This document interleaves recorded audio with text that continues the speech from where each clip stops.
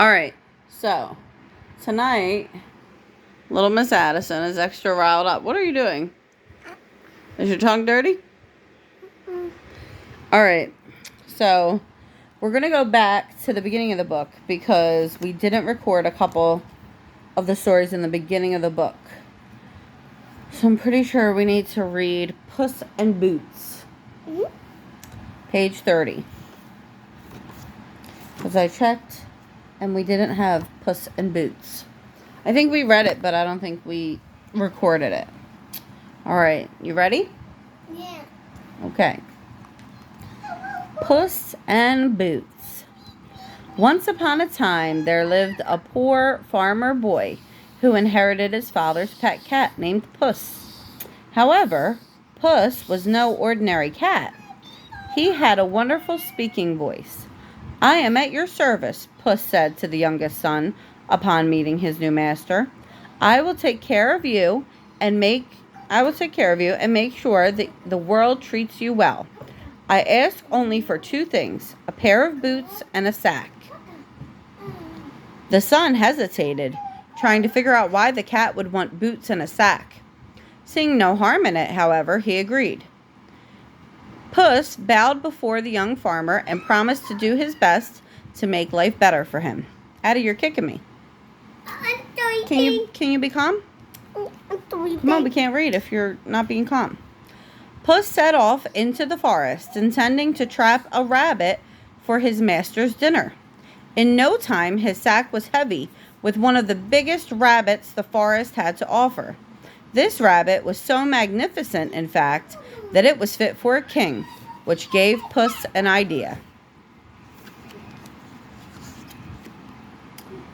Rather than taking his prize home to his master, Puss went to the king's palace where he was granted an audience with the king. "A gift for his majesty," said Puss. "You say a rabbit fills your sack?" "It is bursting at the seams," bellowed the king. "Who sends this gift?"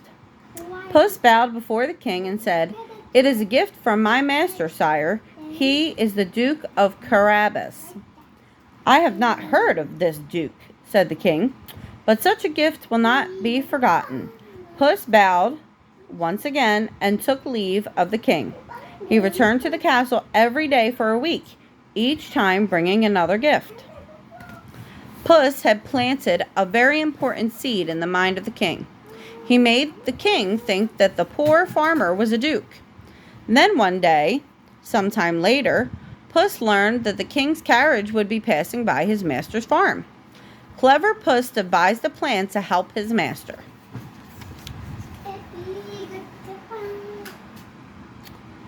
The day that the king was to pass the farm, Puss arranged to have his master working near the river that ran alongside the road.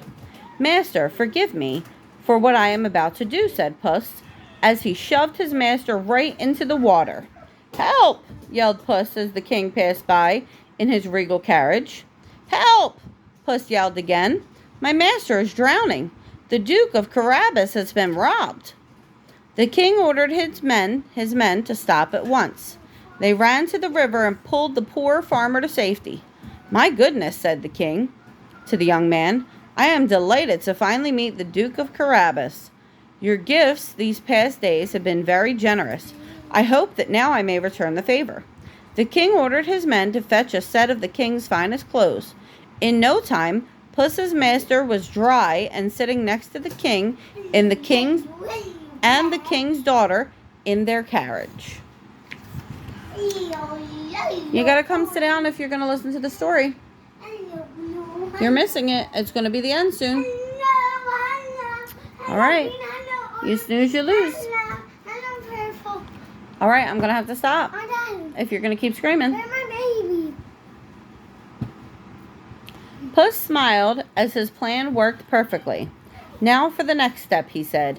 The king had offered the Duke a ride home, so Puss ran ahead of the carriage. He found some farmhands working near the road. Puss whispered some instructions to them just as the king pulled next to them. "Tell me, for whom do you labor?" the king called out. "We work for the Duke," they replied. "The Duke of Carabas owns all of this land," the farmhands continued. The king turned to his guest and said, "You are a wealthy duke indeed. I would enjoy seeing your home." Puss quickly realized that his master's home was certainly not fit for a duke. So once again, Puss ran ahead of the carriage. He soon came to a great castle in which dwelled a mean giant. A mean giant. They're not the end yet. Not the end yet, but you're missing the story. Because you want to play with toys. All right, let's see. Okay. Honey, not on the phone, please. You're going to mess it up. Okay. The giant was known far and wide for his magical powers. Puss sneaked into the giant's castle. "What are you doing here?" roared the giant when he spotted Puss. "It is said that you are a very powerful giant," said Puss. "I have heard that you can turn into a mountain." Honey, I can't read with you like pushing me. You're pushing me. We want to record the toy. There it is. It's lovely. It's very lovely. Not a baby's favorite one. That's the baby's favorite one? But not everything. Okay. Mm-hmm. Are we listening to a bedtime story? Mm-hmm. With your dirty cheek? Okay. Or a fierce lion, or even a thundercloud. But are you powerful enough to change into something tiny? "Ha!" laughed the giant. "Behold!" With that, the giant turned into a mouse. Wasting no time, Puss leaped on the mouse. The giant's castle now belonged to Puss and his master, and not a moment too soon. I like you. "Welcome to the Duke's humble castle," said Puss just as the Duke entered.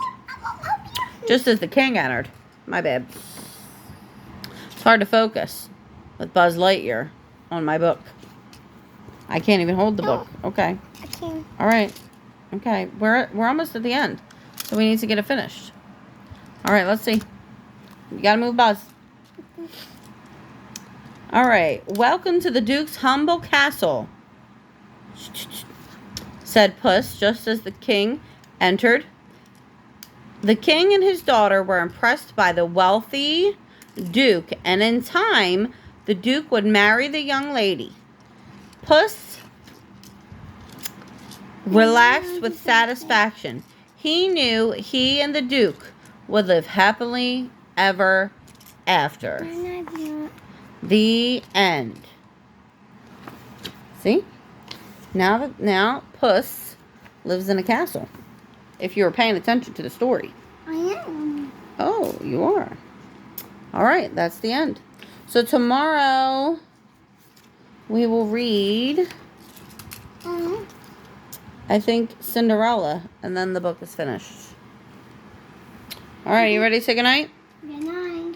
Love you. I like you. Look on the back. Oh, that fire comes out of there, right? When he blasts off. A frog can out. All right, I love you. Good night. I love you. Love you. Love you. Good night. Don't tickle me. No, it's time for bed. We can't be tickling all night. That won't work. That won't work. We cannot tickle all night long. Tickle right here, too. Tickle right here. Right where? On your leg? Want me to tickle your leg? Right there, too.